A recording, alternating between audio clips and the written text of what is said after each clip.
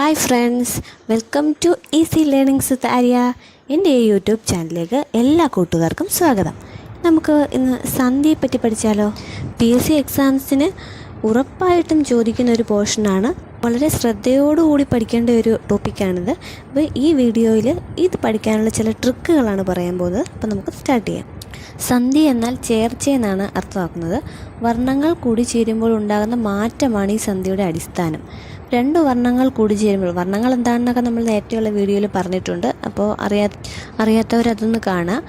അപ്പോൾ ഈ വർണ്ണങ്ങൾ കൂടിച്ചേരുമ്പോൾ ഉണ്ടാകുന്ന മാറ്റം നമുക്ക് എങ്ങനെയാണെന്ന് എക്സാമ്പിളിലൂടെ കാണാം. എക്സാമ്പിൾ, കണ്ടു അധികം ഇല്ല. കണ്ടു അധികം ഇല്ല. ഇതിന് നമുക്ക് എങ്ങനെ ചേർത്തെഴുതാം? കണ്ടില്ല.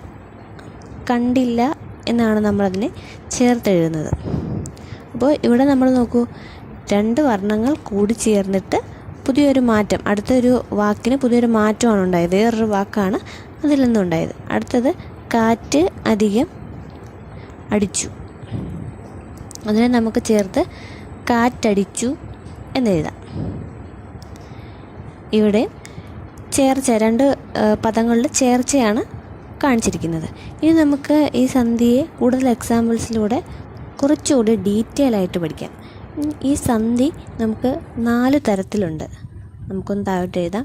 4ആയി തരംതിരിച്ചിട്ടുണ്ട് സന്ധിയെ. 4 തരം. അവ ഏതൊക്കെയാണ്? ആദ്യത്തെ ആഗമസന്ധി. ആദ്യത്തേത് ആഗമസന്ധിയാണ്, ആഗമസന്ധി. അടുത്തത് ആദേശസന്ധി, ആദേശസന്ധി. അടുത്തത് ലോപസന്ധി, ലോപസന്ധി. Fourth one ദ്വിത്വസന്ധി, ദ്വിത്വസന്ധി. അപ്പോൾ 4 സന്ധിയുണ്ട്: ആഗമസന്ധി, ആദേശസന്ധി, ലോപസന്ധി, ദ്വിത്വസന്ധി. ആദ്യത്തേത് ആഗമസന്ധി. ആ പേരിനെ അന്വർത്ഥമാക്കുന്ന രീതിയിലുള്ള ഒരു ഡെഫിനേഷനാണ് അതിനുള്ളത്. ആഗമിക്കുകയാണ്, ആഗമസന്ധിയാണ്. അപ്പോൾ രണ്ട് വർണ്ണങ്ങൾ തമ്മിൽ ചേരുമ്പോൾ മൂന്നാമത് ഒരു വർണ്ണം ആഗമിക്കുകയാണ്, വരികയാണ് ചെയ്യുന്നത്. അപ്പോൾ നമുക്കൊന്നും കൂടെ പറയാം. 2 വർണ്ണങ്ങൾ തമ്മിൽ ചേരുമ്പോൾ മൂന്നാമത് ഒരു വർണ്ണം കൂടി വരുന്നുണ്ട്. അപ്പോൾ അതിനെയാണ് ആഗമസന്ധി എന്ന് പറയുന്നത്. മൂന്നാമത് ഒരു വർണ്ണം കൂടി വരുന്നു, ഒരു വർണ്ണം കൂടി ആഗമിക്കുന്നു. അതാണ് ആഗമസന്ധി. ഇനി നമുക്ക് എക്സാമ്പിൾസിലൂടെ കുറച്ചുകൂടി ഡീറ്റെയിൽ ആയിട്ട് പഠിക്കാം. അപ്പോൾ ഈ ആഗമസന്ധിയൊക്കെ ഒരുപാട് തവണ റിപ്പീറ്റ് ചെയ്തിട്ടുള്ള ക്വസ്റ്റ്യൻസാണ്. അത് നമ്മൾ നല്ല രീതിയിൽ പഠിക്കണം. എക്സാമ്പിൾ നമുക്കിപ്പോൾ എന്താ എടുക്കുക? തിരുവോണം, അതെടുക്കുക എക്സാമ്പിളായിട്ട്. തിരുവോണത്തെ എങ്ങനെയാണ് നമ്മൾ സ്പ്ലിറ്റ് ചെയ്ത് എഴുതുക? തിരു അധികം ഓണം, അതാണ് തിരുവോണം. തിരു അധികം ഓണം ചേർത്ത് എഴുതുമ്പോൾ തിരുവോണം, തിരുവോണം അങ്ങനെ എഴുതാം. അപ്പോൾ ഇവിടെ നോക്കുകയാണെങ്കിൽ തിരു അധികം ഓണമുണ്ട്. അപ്പോൾ വാ എന്ന് പറഞ്ഞൊരു അക്ഷരം പുതുതായിട്ട് വന്നേലേ, ഇതിൽ ഇല്ലാത്തൊരക്ഷരം മൂന്നാമതായിട്ട് കടന്നു വന്നൊരു വർണ്ണമാണത്. ഇതിൽ വാ ആഗമിച്ചു നമുക്ക് പറയാം. ആഗമസന്ധി ആയതുകൊണ്ട് വാ ആഗമിച്ചു, പുതുതായിട്ട് കടന്നു വന്നു. ഇങ്ങനെയല്ലാതെ വേറൊരു രീതിയിലും കൂടെ നമുക്കിത് കണ്ടുപിടിക്കാം. അതെങ്ങനെയാണെന്ന് നോക്കാം. പിരിച്ചെഴുതുമ്പോൾ പ്ലസിന് ശേഷം സ്വരാക്ഷരം വരികയും അവ ചേർത്തെഴുതുമ്പോൾ എങ്ങനെയാണ്? ആ സ്വരത്തിൻ്റെ സ്ഥാനത്ത് യാ എന്നോ വാ എന്നോ വരികയും ചെയ്താൽ അത് ആഗമസന്ധി ആയിരിക്കും. അപ്പോൾ ഒന്നും കൂടെ പറയാം. പിരിച്ചെഴുതുമ്പോൾ ഈ പ്ലസ് എഴുതുന്നതിന് ശേഷം സ്വരാക്ഷരം വരണം, ചേർത്തെഴുതുമ്പോൾ യായോ വായോ വരണം. അങ്ങനെ വരുവാണെങ്കിൽ അത് ആഗമസന്ധി ആയിരിക്കും. ഇവിടെ പ്ലസിന് ശേഷം ഓ വന്നു, ചേർത്തെഴുതിയപ്പോൾ വായും വന്നു, അതുകൊണ്ട് ഇത് ആഗമസന്ധിയാണ്.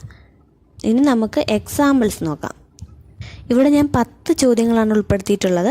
അപ്പോൾ ഇത് 10 എണ്ണവും ചെയ്ത് കഴിയുമ്പോഴത്തേക്ക് നിങ്ങൾക്ക് ആഗമസന്ധി എന്തായാലും ഇരിക്കും. ഫസ്റ്റ്, അണി പ്ലസ് അറ. അണി അധികം അറ. അപ്പോൾ പ്ലസിന് ശേഷം ആയാണ് വന്ന സ്വരാക്ഷരമാണ് വന്നിരിക്കുന്നത്. ഇതിന് ചേർത്ത് എഴുതുമ്പോൾ നമുക്ക് എന്താണ് കിട്ടുക? അണിയറ എന്ന് കിട്ടും. അണി പ്ലസ് അറ ചേർത്ത് എഴുതുമ്പോൾ അണിയറ. ഇവിടെ യാ വന്നു, യായാണ് അവിടെ വന്നിരിക്കുന്നത്. അപ്പോൾ പ്ലസിന് ശേഷം സ്വരാക്ഷരം ചേർത്തെഴുതുമ്പോൾ യായോ വായോ ആഗമിക്കുക, അതാണ് ആഗമസന്ധിയുടെ നിയമം. അപ്പോൾ ഇവിടെ യാ ആഗമിച്ചു, ഇവിടെ യായാണ് ആഗമിച്ചിരിക്കുന്നത്, അതുകൊണ്ട് ഇത് ആഗമസന്ധി ആയിരിക്കും. അപ്പോൾ നമ്മൾ ഇങ്ങനെ നോക്കിയാൽ മതി എക്സാമിന് വരുമ്പോൾ. നെക്സ്റ്റ്, തല പ്ലസ് ഓട്. തലയോട്, തലയോട്. യ ആഗമിച്ചു. പ്ലസ്സിന് ശേഷം എന്തായിരുന്നു? സ്വരാക്ഷരം ഓ ആയിരുന്നു. നെക്സ്റ്റ് പോ പ്ലസ് ഒന്നു, അത് ചേർത്ത് എഴുതുമ്പോൾ പോവുന്നു, പോവുന്നു. അവിടെ വാ ആഗമിച്ചു. അടുത്തത് വഴി അധികം ഇൽ, പ്ലസ്സിന് ശേഷം ഈ ആണ്, അതുകൊണ്ട് വഴിയിൽ, വഴിയിൽ യാ വന്നു, യാ ആഗമിച്ചു, ആഗമസന്ധി.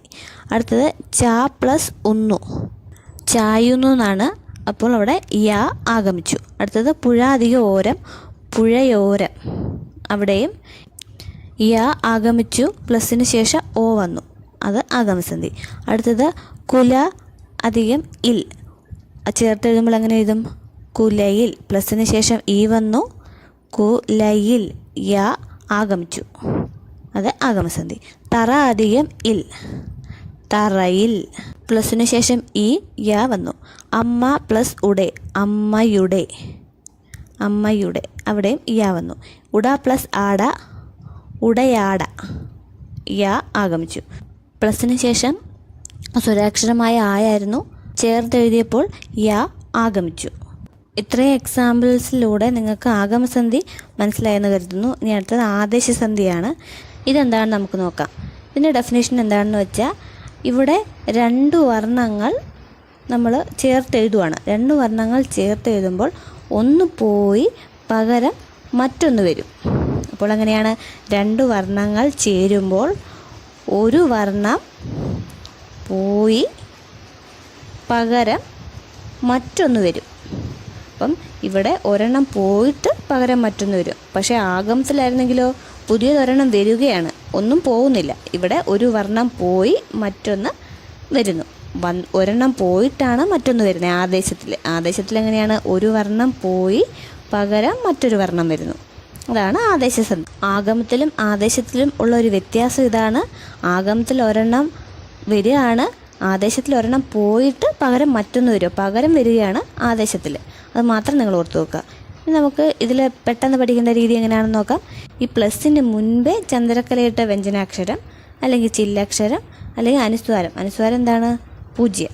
അതോ വരികയാണെങ്കിൽ നമ്മളത് ചേർത്ത് എഴുതി നോക്കുമ്പോൾ അവ കാണുന്നില്ലെങ്കിൽ അത് ആദേശസന്ധി ആയിരിക്കും. ഇനി ഉദാഹരണങ്ങൾ നോക്കാം. ഉദാഹരണം എന്താണ്? ആദ്യം എഴുതുക. വിൺതലം, വിൺ അധികം തലം, അതിന് നമുക്ക് എങ്ങനെ ചേർത്ത് എഴുതാം? വിണ്ടലം, വിണ്ടലം എന്നെഴുതാം. അപ്പോൾ ഇവിടെ ഒരു വർണ്ണം പോയിട്ട് മറ്റൊരു വർണ്ണം വന്നിരിക്കുകയാണ്. അങ്ങനെ നോക്കിയാൽ ഒരു വർണ്ണം പോയിട്ട് മറ്റൊരു വർണ്ണം വരിക. ഇത് നമ്മൾ എളുപ്പ വഴിയാണെങ്കിൽ പ്ലസ്സിന് മുൻപ് ചന്ദ്രക്കലയിട്ട വ്യഞ്ജനമോ ചില്ലോ. അപ്പോൾ പ്ലസ്സിന് മുൻപ് ഒരു ചില്ലക്ഷരം ഇന്ന് പറഞ്ഞൊരു ചില്ലക്ഷരമുണ്ട്. നമ്മൾ ചേർത്ത് എഴുതുമ്പോൾ ഈ എന്നെന്ന് പറഞ്ഞ ചില്ലക്ഷരം അവിടെ കാണുന്നില്ല ആൻസറിൽ. ഈ രീതിയിൽ ചെയ്തു നോക്കിയാൽ നമുക്ക് പെട്ടെന്ന് തന്നെ ആൻസർ കിട്ടും. ഇനി നമുക്ക് കുറച്ച് ക്വസ്റ്റ്യൻസ് നോക്കാം. ഒരു 10 ക്വസ്റ്റ്യൻസ് ഞാനിവിടെ എഴുതിയിട്ടുണ്ട്.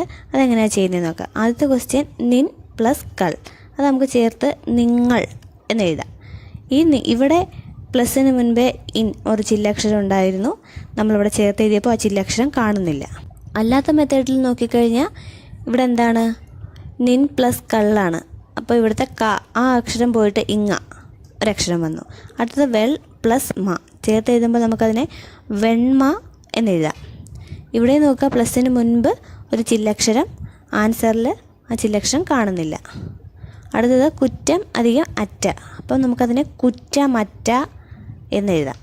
ഇതിൽ പ്ലസ്സിന് മുൻപ് അനുസ്വാരമായിരുന്നു, ആൻസറിൽ അനുസ്വാരം കാണാനില്ല. അടുത്തത് വീട് അധികം ഇൽ, വീട്ടിൽ. പുതിയ ഇട്ട എന്ന് പറഞ്ഞൊരു അക്ഷരം വന്നു. പക്ഷേ ഇവിടെ പ്ലസ്സിന് മുൻപേ ചന്ദ്രക്കലയിട്ട വ്യഞ്ജനാക്ഷരമുണ്ട്, ആൻസറിൽ അത് കാണാനില്ല. ഉത് പ്ലസ് മുഖം, ഉന്മുഖം, ഉന്മുഖം എന്നാണ്. ഉത് പ്ലസ് മുഖം, ഉന്മുഖം. പ്ലസ്സിന് മുൻപേ ചന്ദ്രക്കലയിട്ട വ്യഞ്ജനം. അടുത്തത് സത് പ്ലസ് ജനം, സജ്ജനം. ഇവിടെ നോക്കുക, പ്ലസ്സിന് മുൻപേ ചന്ദ്രക്കലയിട്ട വ്യഞ്ജനാക്ഷരമുണ്ട്, ത് എന്ന് പറഞ്ഞ വ്യഞ്ജനാക്ഷരം. അടുത്തത് തൺ പ്ലസ് താർ, തണ്ടാർ, തൺ പ്ലസ് താർ, തണ്ടാർ. ഇവിടെയും പ്ലസ്സിന് മുൻപ് ഒരു ചില്ലക്ഷരം കാണുന്നു, ആൻസറിൽ അതില്ല. അടുത്തത് പട്ട് പ്ലസ് തു, പട്ട് പ്ലസ് തു, പട്ടു, പട്ടു എന്നാണ് വരുന്നത്. അവിടെ താ പോയിട്ട് ഇട്ടു എന്ന് പറഞ്ഞൊരു അക്ഷരം പുതുതായിട്ട് വന്നു. പ്ലസ്സിന് മുൻപേ ചന്ദ്രക്കലയിട്ട വ്യഞ്ജനമുണ്ട്. എൺ പ്ലസ് 100, 800, എൺ പ്ലസ് 100, 800 അവിടെ പ്ലസ്സിന് മുൻപേ ചില്ലക്ഷരം എണ്ണാണ്. കേൾ പ്ലസ് തു, അതിൻ്റെ കേട്ടു എന്നാണ് ചേർത്തെഴുതുന്നത്. പ്ലസ്സിന് മുൻപേ ഇൽ എന്ന ചില്ലക്ഷരം വന്നിട്ടുണ്ട്, ആൻസറിൽ അതില്ല. അപ്പം ഇത്രയും ക്വസ്റ്റ്യൻസ് മനസ്സിലായെന്ന് കരുതുന്നു. ഇനി നമുക്ക് അടുത്ത സെക്ഷനിലേക്ക് പോകാം. ലോപസന്ധിയാണ് അടുത്തതായിട്ട് വരുന്നത്. ഇനി എന്താണ് ഈ ലോപസന്ധി? 2 വർണ്ണങ്ങൾ ചേരുമ്പോൾ ഒന്ന് ഇല്ലാതാകുന്നു. ആൻസറിൽ ഒരു വർണ്ണം ഇല്ലാതാകുന്നതിനെയാണ് ലോപസന്ധി ഉൾപ്പെടുത്തിയിരിക്കുന്നത്. അപ്പോൾ ഇവിടെ നോക്കുക, നമ്മൾ ആഗമസന്ധിയും ആദേശസന്ധിയും പറഞ്ഞതുപോലെയല്ല, ലോപസന്ധിയിൽ ആൻസറിൽ ഒരു വർണ്ണം ഇല്ലാതാകുകയാണ് ചെയ്യുന്നത്. അക്ഷരങ്ങളുടെ എണ്ണത്തിലെ വ്യത്യാസം നോക്കി നമുക്ക് ലോപസന്ധിയാണോ അല്ലയോ എന്ന് ചെക്ക് ചെയ്യാം. അപ്പോൾ അതെങ്ങനെയാണെന്ന് നോക്കാം. പിരിച്ചെഴുതുമ്പോൾ അക്ഷരങ്ങളെല്ലാം എണ്ണി വെക്കുക, ചേർത്തെഴുതുമ്പോൾ അക്ഷരങ്ങൾ എണ്ണി വെക്കുക. അപ്പോൾ ചേർത്തെഴുതുമ്പോൾ ഒരക്ഷരം കുറവായിരിക്കും, അതാണ് ലോപസന്ധിയിൽ. അപ്പോൾ ഒന്നുകൂടി പറയാം, നമ്മൾ പിരിച്ചെഴുതുമ്പോൾ അക്ഷരങ്ങൾ എണ്ണി വെക്കുക, ചേർത്തെഴുതുമ്പോഴും എണ്ണി വെക്കുക. ഒരു എക്സാമ്പിൾ നോക്കാം. ചൂട് അധികം ഇല്ല, അത് ചേർത്തെഴുതുമ്പോൾ ചൂടില്ല എന്ന് നമുക്ക് കിട്ടും. ഇവിടെ അക്ഷരങ്ങൾ എണ്ണി നോക്കൂ. ഇവിടെ നോക്കുമ്പോൾ ചൂട് 2 അക്ഷരം, ഇല്ല 2 അക്ഷരം, ചൂടില്ല അതിൽ 3 അക്ഷരമേ ഉള്ളൂ, ഒരക്ഷരം കുറവുണ്ട്. അങ്ങനെ ആൻസർ വരുമ്പോൾ ഒരക്ഷരം കുറവുണ്ടാകുന്നെങ്കിൽ അത് ലോപസന്ധിയാണ്. നമുക്ക് കുറച്ച് എക്സാമ്പിൾസ് നോക്കാം. ആദ്യത്തേത് ഒരു പ്ലസ് അടി, അതിനെ നമുക്ക് ചേർത്ത് ഒരടി എന്ന് എഴുതാം. ഒരു പ്ലസ് അടിയിൽ എത്ര അക്ഷരങ്ങളുണ്ട്? 4 അക്ഷരങ്ങളുണ്ട്. ഒരടിയിൽ 3 അക്ഷരങ്ങളേ ഉള്ളൂ, അപ്പോൾ അത് ലോപസന്ധി ആയിരിക്കും. ഇവിടെ ഒരക്ഷരം കുറവായിരിക്കും. അടുത്ത ക്വസ്റ്റ്യൻ എന്ന് പറഞ്ഞാൽ കണ്ടു അധികം ഇല്ല, അതിനെ നമുക്ക് ചേർത്ത് കണ്ടില്ല എന്നെഴുതാം. അവിടെ 4 അക്ഷരങ്ങളുണ്ട്, 3 അക്ഷരമേ ആൻസറിലുള്ളൂ. ഇത് പ്ലസ് അല്ല, ഇതല്ല. അവിടെയും നേരത്തെ പറഞ്ഞതുപോലെ തന്നെ 4 അക്ഷരങ്ങളുണ്ടായിരുന്നു, 3 അക്ഷരമായിട്ട് മാറി. അടുത്തത് എഴുത്ത് പ്ലസ് ആണി, ആൻസർ എഴുത്താണി. അവിടെ എത്ര അക്ഷരങ്ങളുണ്ടായിരുന്നു? 5 അക്ഷരങ്ങളുണ്ടായിരുന്നു. ലോപസന്ധി ആയതുകൊണ്ട് എഴുത്താണിന്ന് വന്നു, 4 അക്ഷരങ്ങളായി. ഇളയ പ്ലസ് അമ്മ, ഇളയമ്മ, ഇളയമ്മ. അതിലെത്ര അക്ഷരങ്ങളുണ്ട്? ഇളയ പ്ലസ് അമ്മ 5 അക്ഷരങ്ങളുണ്ടായിരുന്നു, ഇളയമ്മ 4 അക്ഷരങ്ങളായി. പറഞ്ഞു അധികമില്ല, പറഞ്ഞില്ല. അവിടെയും 5 അക്ഷരം 4 അക്ഷരമായിട്ട് മാറി. ഇരുമ്പ് അധികം ഉലക്ക 6 അക്ഷരങ്ങളുണ്ടായിരുന്നു, ഇരുമ്പുലക്ക. അതിൽ എത്ര അക്ഷരങ്ങളാണ്? 5 അക്ഷരങ്ങളാണ് ഉള്ളത്, ഒരക്ഷരം കുറവുണ്ട്. കണ്ട പ്ലസ് ഇടം, ആൻസർ കണ്ടിടം. കണ്ട പ്ലസ് ഇടം 4 അക്ഷരങ്ങൾ, കണ്ടിടം 3 അക്ഷരം, ഒരക്ഷരം നഷ്ടപ്പെട്ടു. അങ്ങനെ 2 വർണ്ണങ്ങൾ തമ്മിൽ ചേരുമ്പോൾ ഒന്ന് നഷ്ടപ്പെട്ടു പോകുന്നതിനെയാണ് ലോപസന്ധി എന്ന് പറയുന്നത്. നമുക്ക് അടുത്തത് ഏതാണെന്ന് നോക്കാം. ദ്വിത്വസന്ധിയാണ്. ദ്വിത്വസന്ധി കുറച്ചും കൂടെ ടഫായിട്ടുള്ള ഒരു പോർഷനാണ്, പക്ഷെ നമുക്കിത് എളുപ്പം പഠിക്കാം. അപ്പോൾ ദ്വിത്വസന്ധി എന്താണെന്ന് നോക്കാം. 2 വർണ്ണങ്ങൾ തമ്മിൽ ചേരുമ്പോൾ ഒരു വർണ്ണം ഇരട്ടിക്കുന്നതാണ് ദ്വിത്വസന്ധി. തമ്മിൽ ചേരുമ്പോൾ ഒരു വർണ്ണം ഇരട്ടിക്കുന്നു.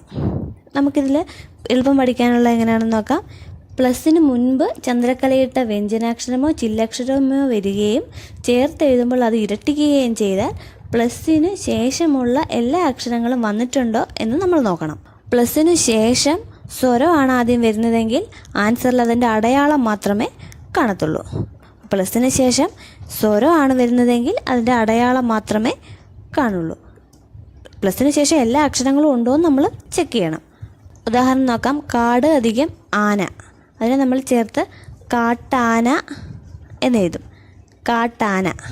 അപ്പോൾ ഇവിടെ നോക്കൂ, ഇട്ട, അത് ഇരട്ടിച്ച അക്ഷരമാണ് ഇട്ട, അപ്പോൾ അത് ദ്വിത്വസന്ധിയാണെന്ന് നമുക്ക് പറയാം.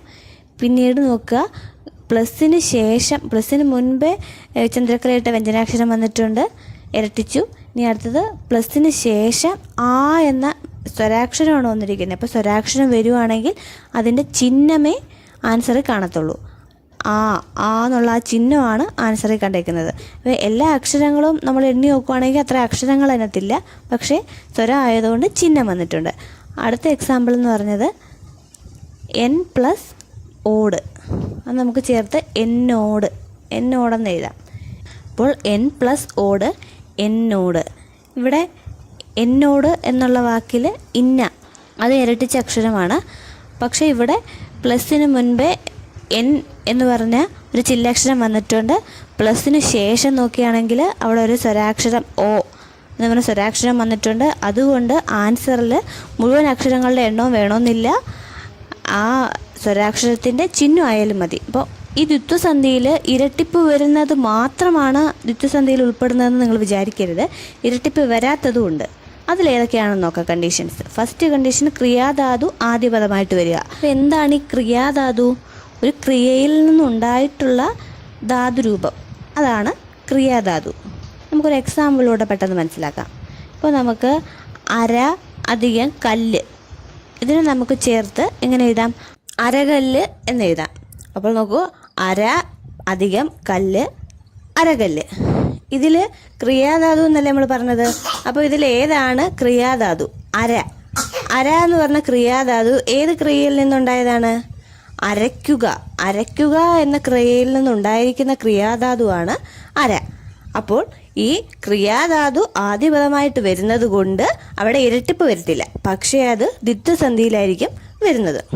അപ്പം അങ്ങനെ ഓർത്ത് വെക്കുക. അടുത്ത കാറ്റഗറിയിൽ വരുന്നതാണ് പദങ്ങൾക്ക് തുല്യ പ്രാധാന്യം.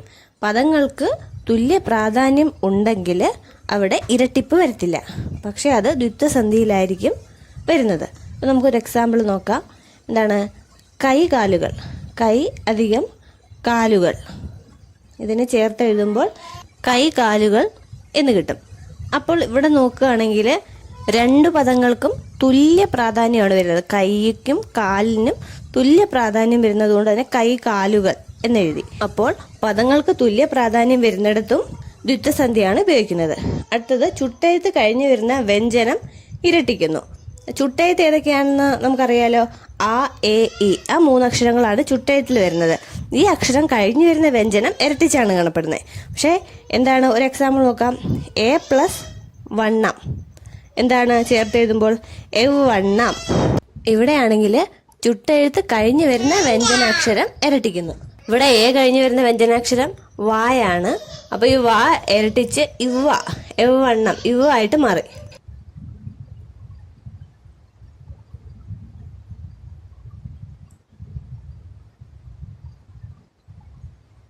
ഇനി നമുക്ക് നമ്മുടെ കണ്ടീഷൻ എന്താണെന്ന് നോക്കാം. ചുട്ടെഴുത്ത് ദീർഘമാണെങ്കിൽ ഇരട്ടിക്കത്തില്ല. അപ്പം ചുട്ടെഴുത്ത് ദീർഘമാണെങ്കിൽ അത് ഇരട്ടിക്കത്തില്ല. അപ്പം നമുക്കൊരു എക്സാമ്പിൾ നോക്കാം. ഈ അധികം കാലം, അന്നേരം ഈ കാലം എന്നാണ് ചേർത്ത് എഴുതുന്നത്. അവിടെ ഈ ചുട്ടെഴുത്ത് ദീർഘിച്ചതാണ് ഈ കാലം എന്ന് നമുക്ക് എഴുതാം. അപ്പോൾ എന്താണ്?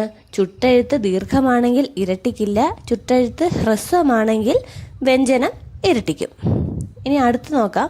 ഉത്തരപദത്തിലെ വർണ്ണം ശിഥിലമായാൽ ഇരട്ടിക്കത്തില്ല. ഉത്തരപദത്തിലെ വർണ്ണം ശിഥിലമായാൽ ഇരട്ടിക്കത്തില്ല. ഇനി ശിഥിലം എന്താണെന്ന് നമുക്ക് നോക്കാം. ചിലർക്ക് സംശയം വരും ശിഥിലം എന്താണെന്ന്. അനുനാസികം, മധ്യമം, ഘോഷി എന്നിവയാണ് ശിഥിലത്തിൽ വരുന്നത്. അപ്പം അനുനാസികത്തിൽ വരുന്ന ശബ്ദങ്ങൾ ഏതൊക്കെയാണ്? ങ, ഞ, ണ, ന, മ. അതാണ് അനുനാസികത്തിൽ വരുന്നത്. ഇവയിൽ ഏതെങ്കിലും വന്നാൽ ഇരട്ടിപ്പ് വരത്തില്ല. ഇനി അടുത്ത ശിഥിലത്തിലെ അടുത്ത കാറ്റഗറിയാണ് മധ്യമം. മധ്യമത്തിൽ വരുന്ന അക്ഷരങ്ങളാണ് യ, ര, ല, വ. മധ്യമത്തിലെ അക്ഷരങ്ങൾ ഏതൊക്കെയാണ്? യ, ര, ല, വ. ഇവ വന്നാലും എന്താണ്? ഇരട്ടിക്കത്തില്ല. നെക്സ്റ്റ് ഘോഷി. ഘോഷിയിൽ ഒരൊറ്റ അക്ഷരമേ ഉള്ളൂ, ഹ. ഇപ്പം അനുനാസികം, മധ്യമം, ഘോഷി ഇവയിൽ വരുന്ന അക്ഷരങ്ങൾ ഉത്തരപദത്തിലെ വർണ്ണമായാൽ അവയിൽ ഇരട്ടിപ്പ് ഉണ്ടാകത്തില്ല.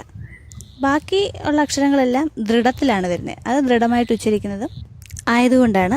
നമുക്കിവിടെ ശിഥിലം, ആ കാറ്റഗറിയിലുള്ള അക്ഷരങ്ങൾ മാത്രം നോക്കിയാൽ മതി. അവ ഇപ്പം ശിഥിലം, അവ ഉത്തരപദത്തിലെ വർണ്ണമായിട്ട് വന്നാൽ ഇരട്ടിപ്പ് ഉണ്ടാകത്തില്ല. അപ്പം ശിഥിലത്തിൽ വരുന്ന അക്ഷരങ്ങൾ ഉത്തരപദത്തിലെ വർണ്ണമായാൽ ഇരട്ടിപ്പ് ഉണ്ടാകത്തില്ല. നമുക്ക് എക്സാമ്പിൾ നോക്കാം. ഫസ്റ്റ് എക്സാമ്പിൾ മഞ്ഞ അധികം വസ്ത്രം. ഇത് നമ്മളെങ്ങനെ ചേർത്ത് എഴുതും? മഞ്ഞ വസ്ത്രം. ഇപ്പം ഇവിടെ ഇരട്ടിപ്പില്ലല്ലോ, പക്ഷേ ഇത് ദ്വിന്ദ സമാസത്തിന് എക്സാമ്പിളാണ്. ഇവിടെ നോക്കിയാൽ എന്താണ്? ഉത്തരപദം ഏതാണ് ഇവിടെ? വസ്ത്രം. അതാണ് ഇവിടുത്തെ ഉത്തരപദം. അതിലെ ആദ്യത്തെ അക്ഷരം അത് മധ്യമത്തിൽ വരുന്നതാണ്.